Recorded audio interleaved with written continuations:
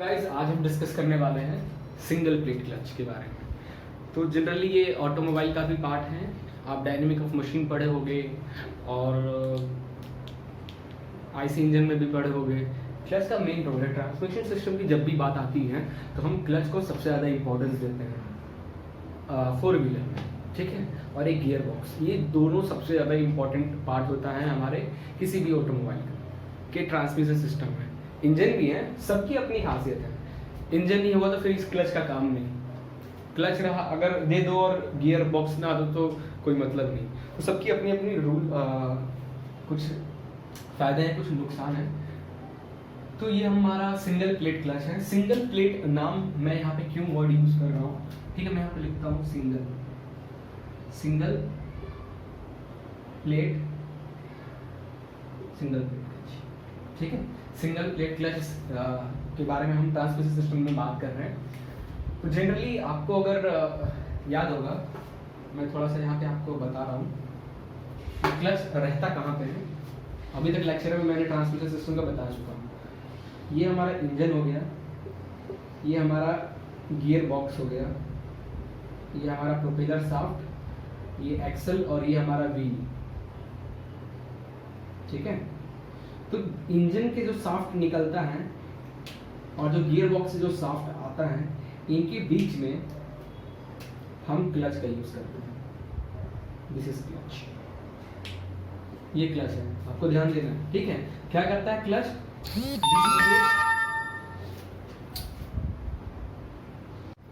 Okay, clutch का क्या काम है? इंगेज डिसंगेज करना। जब भी आप गियर को शिफ्ट करते हो अपना, तो अगर आप कभी चलती गाड़ी में गियर शिफ्ट करके देखे हो तो कितना नॉइज होता है, अजीब सा नॉइज आता है। या फिर होता है कभी कभी आपकी गियर बॉक्स का जो टिथ वगैरह है वही टूट जाता है, होता है नहीं। तो हम वो स्मूथली गियर को चेंज कर सके उसके लिए हम बीच में क्लच यूज करते हैं। क्योंकि आप इंजन को स्टार्ट कर दी हो एक बार, तो इंजन का जो शाफ्ट है वो तो कंटिन्यूअस रोटेट होगा, वो तो नहीं रुकने वाला, ठीक है। इंजन का जो शाफ्ट है वो तो कंटिन्यूअस रोटेट करता रहेगा।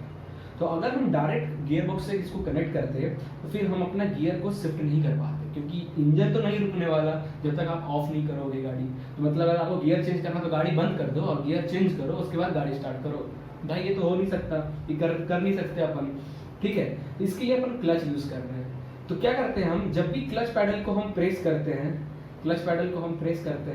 तो हमारा जो गियर बॉक्स का शाफ्ट है वो हमारे इंजन के शाफ्ट से डिसएंगेज हो जाता है।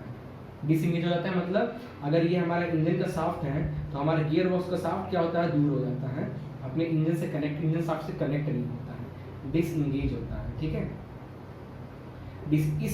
तो फिर क्या होगा, आपका ये तो रोटेट होता रहेगा, आपका गियर बॉक्स वाला शाफ्ट रोटेट नहीं होगा। फिर आप इजीली गियर शिफ्ट कर लो और फिर जैसे पैडल छोड़ोगे तो ये क्या आएगा, आगे आकर इससे अटैच हो जाएगा और फिर ये इंगेज हो जाएगा, फिर आपकी गियर बॉक्स भी रोटेट होने लगेगी, ठीक है। ये था क्लच का थोड़ा बहुत पार्ट। ये जो ड्राइंग मैंने बनाया है ये हमारा ड्राइविंग शाफ्ट,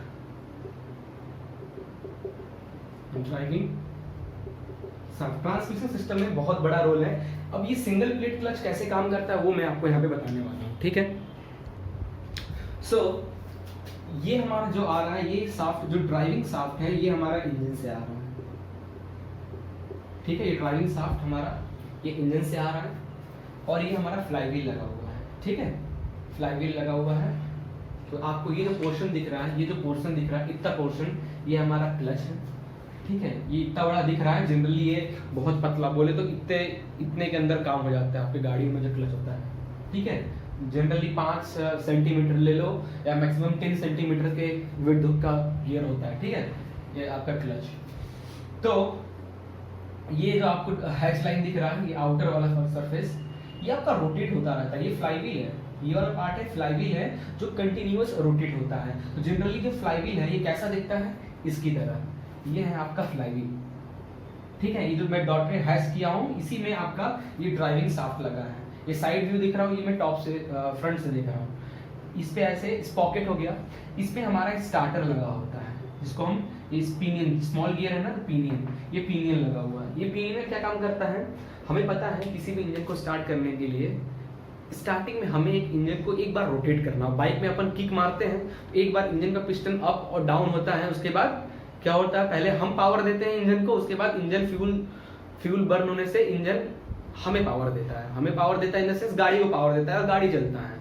बट इंजन को स्टार्ट करने के लिए हम किक मारते हैं। कार में ऐसा क्या होता है, हम चाबी जैसे स्टार्ट करते हैं, हमारा जो ये मोटर है, ये पिनियन गियर से जो मोटर कनेक्ट, वो मोटर स्टार्ट होता है रोटेट होना, उसके रोटेट होने से इसके रोटेट होने से हमारा जो फ्लाई व्हील है वो भी रोटेट होता है। फ्लाई व्हील रोटेट होने से, फ्लाई व्हील से हमारा इंजन का शाफ्ट कनेक्ट है।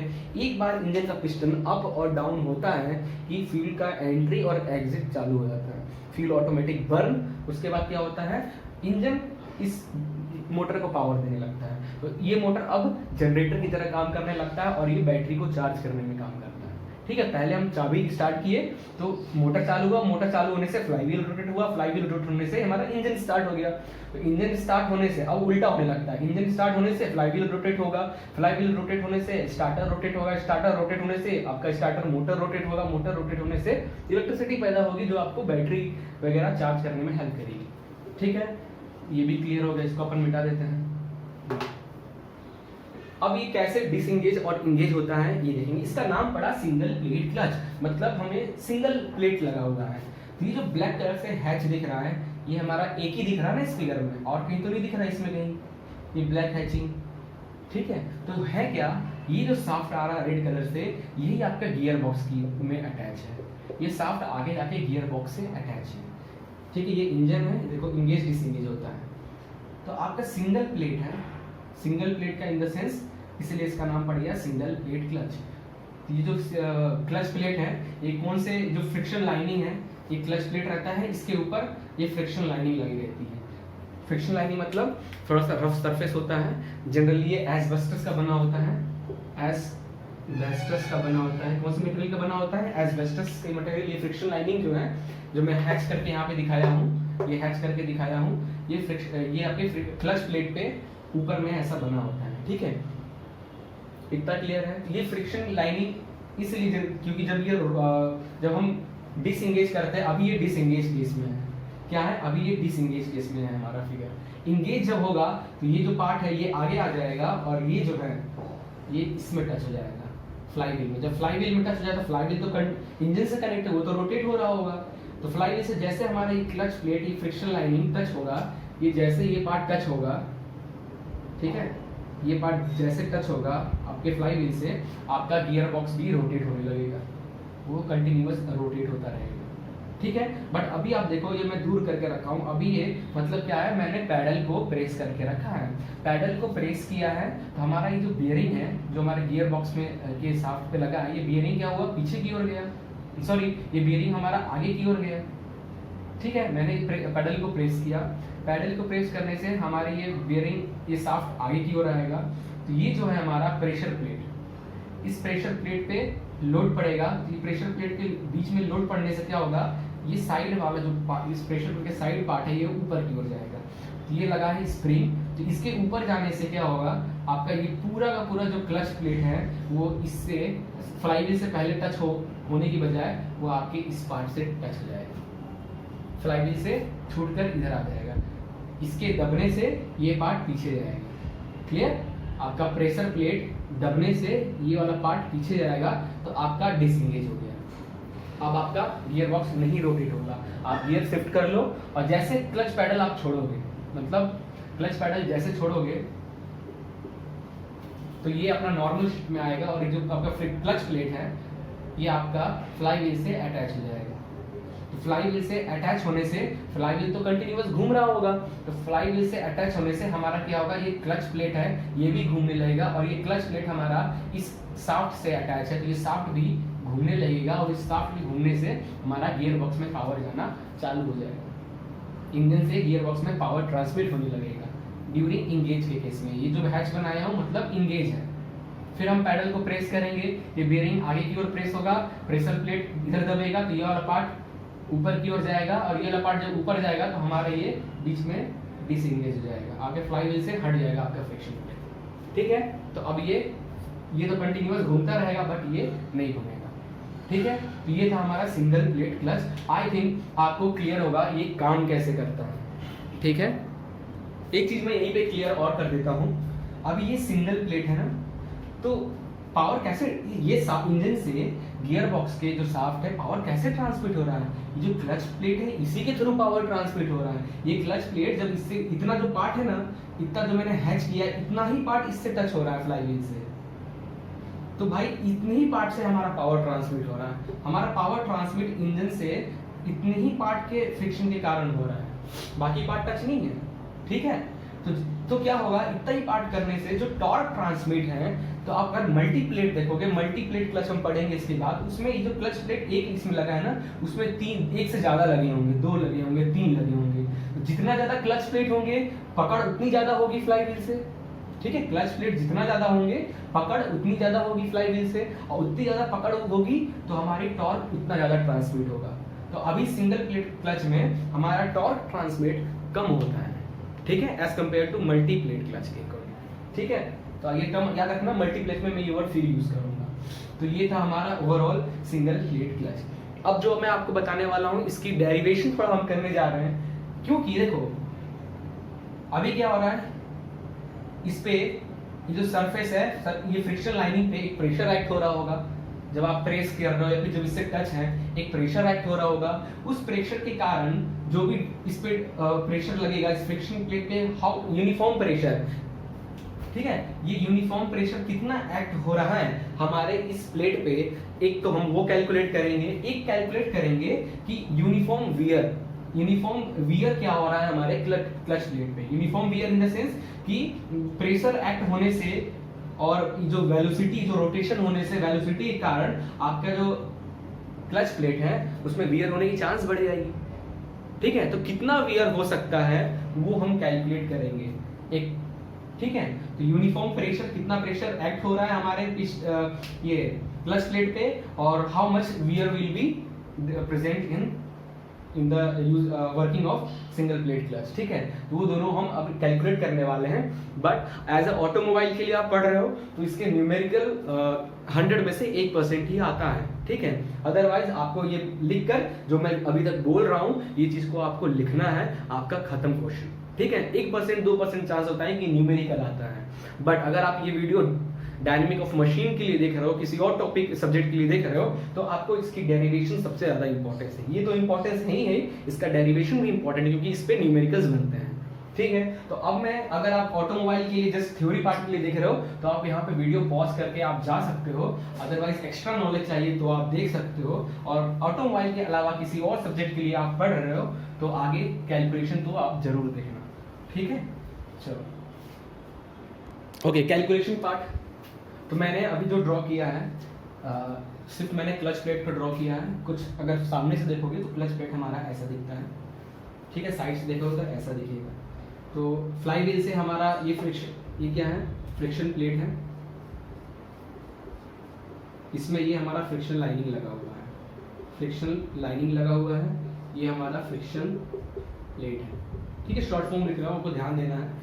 तो यही वाला जो पोर्शन है ना, ये और ये जो पोर्शन है, ये जब इंगेज करते हो तो इधर का जो फ्रिक्शन लाइनिंग है वो हमारे फ्लाईव्हील से अटैच हो जाता है और फिर पावर ट्रांसमिट होने लगता है। और जब डिसएंगेज करते हो तो ये वाला पार्ट हमारा जो प्रेशर प्लेट है उससे कनेक्ट हो जाता है। तो यूनिफॉर्मली प्रेशर, हमारे जो फ्रिक्शन लाइनिंग पे प्रेशर जो है, axial force, axial pressure uniformly act करता है, ठीक है। इसी को मैंने ऐसे ड्रॉ किया है। तो ये यहाँ ये जो छोटा वाला सर्कल है इसका रेडियस r1 है, और ये सेंटर से ये बड़ा सर्कल जो है इसका radius r2। r1 and r2 is the interior and external, मतलब जो इतना पोर्शन जो दिख रहा है, इतना जो पोर्शन है, इसी पे फ्रिक्शन लाइनिंग लगी हुई है एस्बेस्टस, ठीक है। इसी पे लगा हुआ है हमारा फ्रिक्शन मटेरियल अपने फ्रिक्शन क्लच पे, ठीक है। तो हमें कैलकुलेट करना है कि how much uniform pressure will be act on this figure, ठीक है। उसके लिए हम क्या करेंगे, पहले एक एलिमेंट्री एरिया कंसीडर कर लेते हैं। मैंने एक एलिमेंट्री रीजन लिया है और इस एलिमेंट्री रीजन पे हम कैलकुलेट करेंगे कि कितना प्रेशर एक्ट हो रहा है और उसको इंटीग्रेट कर देंगे r1 से r2 पे। हमारा इस पूरे जो पूरा पोर्शन है, इस पूरे पोर्शन का निकल आएगा, ठीक है। तो हम मान लेते हैं कि इसका जो रेडियस है, इसका रेडियस आप ले लो r, ठीक है, और एरिया ले लो dA, ठीक है। तो area of this contact surface कितना हो जाएगा, dA कितना हो जाएगा, 2 पाई, सर्कुलर है ना, 2 पाई r dr, ठीक है, एरिया ऑफ कॉन्टैक्ट सरफेस। ठीक है, where dr is the thickness of this strip, ठीक है, dr is the thickness of this strip, therefore area of the ring will be 2 pi r और circumference 2 pi r, और जो उसका width जो होगा उससे मल्टीप्लाई कर देंगे, सर्कमफ्रेंस में जो उसकी विड्थ है, थिकनेस जो है इस प्लेट की, उसको मल्टीप्लाई कर देंगे तो हमारी एरिया निकल जाएगा, ठीक है। और हमें पता है कि जो फोर्स क्या होता है, फोर्स होता है प्रेशर इनटू एरिया, होता है ना फोर्स, क्योंकि pressure is equal to force upon area होता है, ये फॉर्मूला तो बचपन से पढ़ते आ रहा है, तो force is equal to pressure into area हो जाएगा। तो अगर हम एक्सियल फोर्स निकालें, अगर हम एक्सियल फोर्स निकालेंगे तो हमारा क्या आ जाएगा,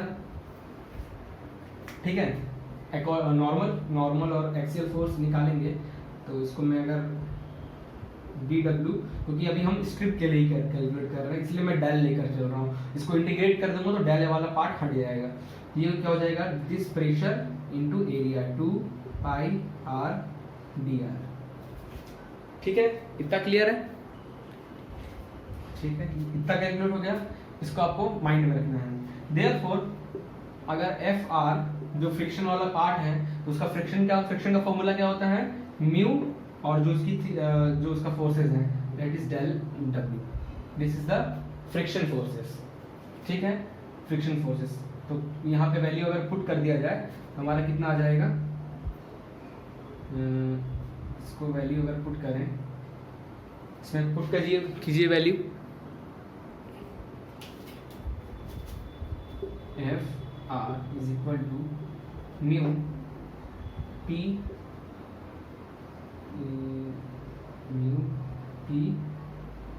into 2 pi R D R, ठीक है। ये क्या है हमारा फ्रिक्शनल फोर्स, फ्रिक्शनल फोर्स का फॉर्मूला एट जो आपने रेडियस लिया है उसके लिए F R is equal to mu into this normal force, ठीक है। तो फ्रिक्शन फोर्स कितना हो जाएगा, म्यू इंटू नॉर्मल फोर्स, तो ये फॉर्मूला आपको बन गया है, ठीक है। तो ये फॉर्मूला या फ्रिक्शनल फोर्स कितना एक्ट हो रहा है at normal to the this surface is mu is the friction coefficient, p 2 pi r dr। तो टॉर्क उस सरफेस पे जो टॉर्क ट्रांसमिट, कितना टॉर्क ट्रांसमिट होगा सिंगल प्लेट से, कितना टॉर्क ट्रांसमिट होगा, तो torque is equal to this frictional force into radius of this part, ठीक है। तो टॉर्क ट्रांसमिट कितना हो जाएगा, that is mu p 2 pi r square dr, ठीक है। तो टॉर्क ट्रांसमिट कितना हो जाएगा आपका, tr is equal to mu p 2 pi r square dr। इसको आप और अच्छे से लिखना चाहो तो क्या लिख सकते हो, torque transmit is equal to 2 pi r square, 2 pi r square into mu p dr, ठीक है। तो कितना इस सिंगल प्लेट से, इस जो फ्रिक्शन वाला पार्ट है, इस फ्रिक्शन वाले पार्ट से कितना टॉर्क ट्रांसमिट हो सकता है, दिस, ये वैल्यू। नाउ अब हम यूनिफॉर्म प्रेशर कंसीडर कर रहे हैं, कंसीडर हम ये कर रहे हैं कि अगर प्रेशर यूनिफॉर्मली इन पे डिस्ट्रीब्यूट हो रहा है तो in that case how much torque will be develop और how much torque will be transfer from flywheel to the this shaft, जो शाफ्ट लगा होगा हमारा गियर बॉक्स वाला वो शाफ्ट का, ठीक है। तो सबसे पहले हम यूनिफॉर्म प्रेशर डिस्ट्रीब्यूट अगर हो रहा है इस सरफेस पे उसके लिए कैलकुलेट करें। तो अभी जो हमने टॉर्क कैलकुलेट किया था वो किसके लिए टॉर्क था, हमारा जो हमने एलिमेंट्री रिंग जो कंसीडर किया था उसके लिए ये टॉर्क निकला कि उस एलिमेंट्री रिंग से कितना टॉर्क ट्रांसमिट हो रहा है, तो हमने कैलकुलेट कर लिया, ठीक है। अब हम पूरे सरफेस पे कितना टॉर्क कंसीडर हो रहा है वो निकालेंगे। तो सबसे पहले हम यूनिफॉर्म प्रेशर कंडीशन रखते हैं, केस 1 हम जो यूज कर रहे हैं कंसीडरिंग यूनिफॉर्म प्रेशर, अगर प्रेशर यूनिफॉर्मली डिस्ट्रीब्यूट हो रहा है in that case how much torque will be transfer from flywheel मतलब to the engine section to the gearbox section, ठीक है। तो प्रेशर इज इक्वल टू क्या होता है, generally pressure is equal to force upon area, तो pressure is equal to axial thrust जो normal to the इसके लग रहा है, नॉर्मल टू दिस, ठीक है, अपॉन एरिया। तो रिंग है, अपर रिंग है माइनस लोअर रिंग, ठीक है, क्लियर है ना। तो अभी हम टीआर का फॉर्मूला हमने निकाला, क्या है हमारा टीआर का formula, this 2 pi into mu P R square D R, ये जो हमारा एलिमेंट्री एरिया पे आया था, ठीक है। इसको इंटीग्रेट कर देते हैं, तो इसको इंटीग्रेट कर देंगे तो टोटल टॉर्क कितना हो जाएगा, R1 से R2 तक इंटीग्रेट करेंगे तो ये 2 पाई म्यू P तो कॉमन हो जाएगा, R1 से R2 R स्क्वायर dr, ठीक है। ये हो जाएगा T is equal to 2 pi mu P R2 R3 by 3, ठीक है। तो ये हो जाएगा 3 R1 का 3 माइनस R2 का 3।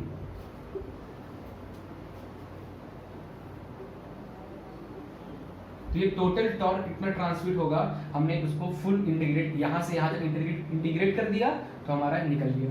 क्लियर है ना?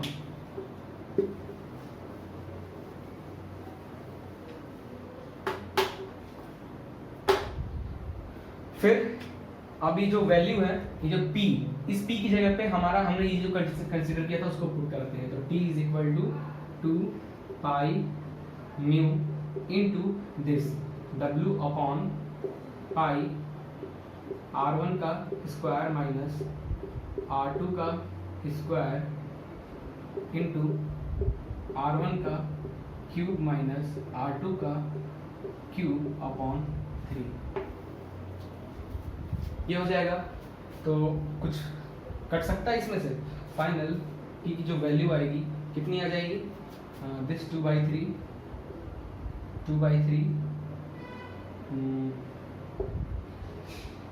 म्यू वाला टर्म यहाँ पे रहेगा।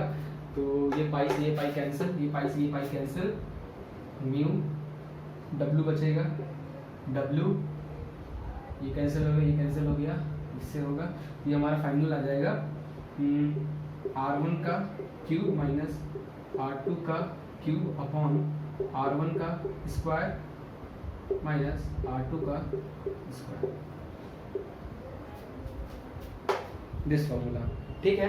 तो इसको हम लिख सकते हैं T is equal to 2/3 mu W, 2/3 mu W where the value of R is equal to 2/3 R1 का क्यूब माइनस R2 का क्यूब अपॉन R1 का स्क्वायर माइनस R2 का square, the value of R this। तो total torque transmitted by one single plate is equal to mu W R। mu is the coefficient of friction, W is tangentially load or the pressure acting on the friction lining, और this R is the value of this, ठीक है। तो ये हमारा total torque निकल गया considering uniform pressure के case में, ठीक है। इसको आप नोट कर ले। अब केस 2 देखेंगे कंसिडरिंग वियर कंडीशन में, वियर होने की कंडीशन में हम कंसिडर करते हैं, ठीक है। एक चीज और यहाँ पे, तो ये सिंगल प्लेट के लिए निकला है ना, ऐसे ही अगर हम आगे नेक्स्ट लेक्चर में मल्टी प्लेट के लिए पढ़ेंगे तो ये फॉर्मूला मैं फिर वहां पे लिखूंगा। मल्टी प्लेट है, ठीक है। तो टोटल टॉर्क ट्रांसमिट कितना हो रहा है, जितने प्लेट होंगे वो नंबर ऑफ प्लेट, अगर 3 प्लेट लगेंगे तो 3 प्लेट इंटू 3 कर देना, तो उस प्लेट के लिए टोटल टॉर्क ट्रांसमिट कितना होगा निकल जाएगा। तो इस फॉर्मूले से ये भी प्रूव होता है कि आप जितना नंबर ऑफ प्लेट अगर अपने क्लच में बढ़ाओगे उतना टॉर्क ट्रांसमिट आपका ज्यादा होगा, ठीक है। इस फॉर्मूले से हमारा वो जो हमने रखा था कॉन्सेप्ट वो हमारा क्लियर हो रहा है। चलिए नेक्स्ट कॉन्सेप्ट क्लियर करते हैं। ओके, वियर के केस में कंसीडर करते हैं। तो इसमें एक रूल है कि प्रेशर जो है, intensity of pressure is inversely proportional to radius. मतलब अगर ये हमारा क्लच प्लेट है तो जैसे जैसे आप रेडियस इंक्रीज करते जाओगे, आप प्रेशर हमारा उतना कम होता जाएगा। क्लियर है? ये आपको रखना है। देयरफॉर अगर PR को इधर ट्रांसफर करोगे तो PR is equal to constant term and the value of pressure is equal to constant term upon this radius, ठीक है। तो normal force on the ring, तो अपन ने जो एलिमेंट्री रिंग कंसीडर किया था उस पे जो नॉर्मल फोर्स हमारा एक्ट हो रहा था कितना रहा था, del W is equal to P that pressure acting on this ring upon area 2 pi r dr, ठीक है। तो इसको लिख सकते हैं del W, P की वैल्यू है C upon r into 2 pi r dr, r से r कैंसिल हो जाएगा तो हमारा आ जाएगा 2 pi C dr। तो normal force on the ring will be 2 pi C dr in case of uniform wear case में। इतना क्लियर हो गया। तो टॉर्क कितना हो जाएगा, टॉर्क टोटल टॉर्क कितना हो जाएगा, torque this is W 2 pi कितना 2 pi mu 2 pi C D R, okay 2 pi C D R is del W, ठीक है। तो सबसे पहले अपन एक काम करते हैं, डेल W है ना, इसको इंटीग्रेट कर लेते हैं। W is equal to R1 से R2 पे 2 पाई सी डी आर। तो total normal force on this friction पूरे प्लेट पे इज इक्वल टू कितना हो जाएगा 2 pi c r square minus r R1 से R2 पे हो जाएगा। देयरफॉर टोटल लोड और total normal force acting on this whole friction lining is equal to 2 pi c R2 minus R1। ये हो गया total normal force on the ring. यहाँ से जो कांस्टेंट टर्म है इसकी वैल्यू आप निकाल लो, तो कांस्टेंट टर्म की वैल्यू कितनी हो जाएगी, W 2 पाई R2 माइनस R1, ठीक है। इस इक्वेशन को आपको याद रखना है, दिस इज इक्वेशन नंबर 1, ठीक है। अपन टॉर्क निकालते हैं एलिमेंट्री रिंग पे, जो एलिमेंट्री रिंग हमने लिया था उस एलिमेंट्री रिंग पे टॉर्क इससे पहले जो निकाला था सेम वही, क्या निकला था, म्यू और डेल W का value this P 2 pi R square dr, ठीक है। ये हो जाएगा हमारा टोटल टॉर्क। तो P की वैल्यू अगर हम यहाँ पे पुट करें तो C upon R 2 pi R square dr, R से एक R कैंसिल, तो टॉर्क आ जाएगा हमारा mu C 2 pi R dr, ठीक है। सो टोटल टॉर्क कितना हो जाएगा, इंटीग्रेट कर देंगे R1 से R2 तक mu C 2 pi R dr को, टोटल टॉर्क हो जाएगा 2 पाई C mu R square by 2 R1 से R2, और टोटल टॉर्क हो जाएगा 2 पाई C म्यू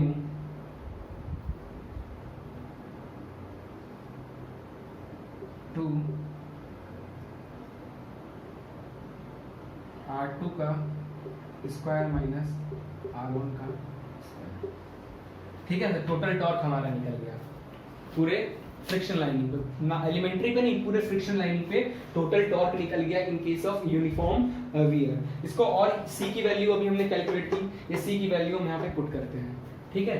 ये C की वैल्यू हम यहाँ पे पुट करते हैं, तो हमारा जो इक्वेशन क्या बन के आएगा, इस C की वैल्यू यहाँ पे अगर हम पुट करेंगे तो हमारा इक्वेशन आएगा टॉर्क का 2 पाई W 2 पाई R2 minus R1 into 2 pi mu है, म्यू इंटू R2 का स्क्वायर माइनस R1 का स्क्वायर अपॉन 2 आएगा।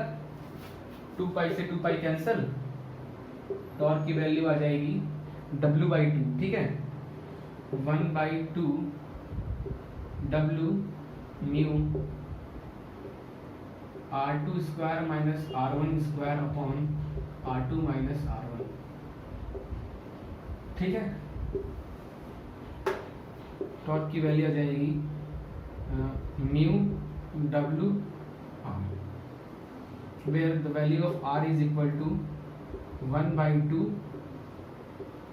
R2 का स्क्वायर माइनस R1 का square upon R2 minus R1, clear है। तो टोटल टॉर्क हमारा फाइनली ये इन यूनिफॉर्म वियर कंडीशन में, और इससे पहले जो आया था वो कितना आया था हमारा, इससे पहले जो तुमने कंसीडर किया था उस केस में हमारा टॉर्क आया था म्यू W R, ठीक है, सेम आया था, बट R की वैल्यू वहां जो थी वो दूसरी थी और R की वैल्यू जो यहाँ पे है वो दूसरी है, ठीक है। तो यूनिफॉर्म प्रेशर जब एक्ट हो रहा है पूरे पे, इन दैट केस हमारा टॉर्क की वैल्यू क्या आएगी वो हमने देखा। यूनिफॉर्म वियर केस में टॉर्क की वैल्यू क्या आएगी हमने देखा, फॉर्मूला तो सेम है, बट ये जो आर की वैल्यू है यूनिफॉर्म प्रेशर वाले में दूसरी थी, इसमें हमारी दूसरी आ गई। ठीक है, कुछ केसेस हम यहाँ पे डिस्कस कर लेते हैं। अगर आप सिंगल प्लेट क्लच की बात कर रहे हैं, सिंगल प्लेट क्लच की बात कर रहे हैं, तो ये क्लच है, तो फ्रिक्शन लाइनिंग एक तो इधर भी है इधर भी है, तो नंबर ऑफ फ्रिक्शन लाइनिंग क्या, नंबर ऑफ फेसेस कितने हैं, दो, ये फेस भी टच होता है हमारा, ये फेस भी टच होता है सिंगल प्लेट में। ठीक है, तो n की वैल्यू जाएगी 2 यहाँ पे। तो नंबर पेयर ऑफ कांटेक्ट, ठीक है, कांटेक्ट पेयर क्या होंगे, एक सिंगल क्लच प्लेट में इज इक्वल टू 2। ठीक है, एक आपको ये याद रखना है।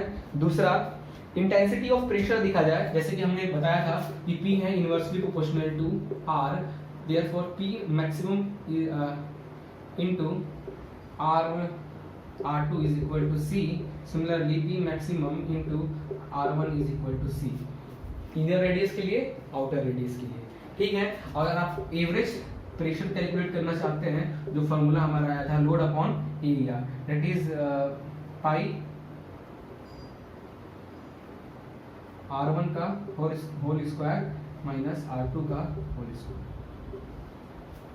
ठीक है, तो ये आपका कुछ कंडीशन था, नंबर 2, नंबर 3, नंबर 4 और नंबर 1 क्या बताया था, कांटेक्ट पेयर 2 होते हैं, किसके लिए, सिंगल प्लेट क्लच के लिए। ठीक है, तो ये था हमारा प्लेट, काफी बड़ा लेक्चर हो गया। हाँ, काफी इसमें इंफॉर्मेशन थे, काफी फॉर्मूले थे, तो मेन हमें देखना था फॉर्मूला में हमारा वियर केस में और नॉर्मल यूनिफॉर्म प्रेशर केस में हमारा टोटल टॉर्क कितना ट्रांसमिट हो रहा है। पूरा खेल हमने टॉर्क का ही देखा है यहाँ पे, क्योंकि हमें पता है मेन क्या था, पावर ट्रांसमिट कहाँ, इंजन से पावर हमारा कैसे ट्रांसमिट हो रहा है, यही क्लच प्लेट के कारण। तो जाहिर सी बात है हमें क्लच प्लेट का कैलकुलेशन तो करना ही पड़ेगा किसी भी हाल में। तो कितना टॉर्क ट्रांसमिट हो रहा है सिंगल प्लेट में हमने देखा, यही मल्टी प्लेट का पूछा जाए, मल्टी प्लेट का पूछा जाए तो बस इनटू जितने प्लेट्स होंगे उतना मल्टीप्लाई कर दें, इनटू 4 इनटू 5 जो भी होंगे मल्टीप्लाई कर दोगे तो उसके लिए निकल जाएगा। जो अगला जो लेक्चर बनाऊंगा मल्टी प्लेट के लिए, उसमें मैं ये डेरिवेशन नहीं कराऊंगा, सिर्फ क्लच काम कैसे करता है वो बताऊंगा और एक छोटा सा टिप्स बताऊंगा जिससे आप इजीली इसको कैलकुलेट कर सकते हो। Okay, so thank you.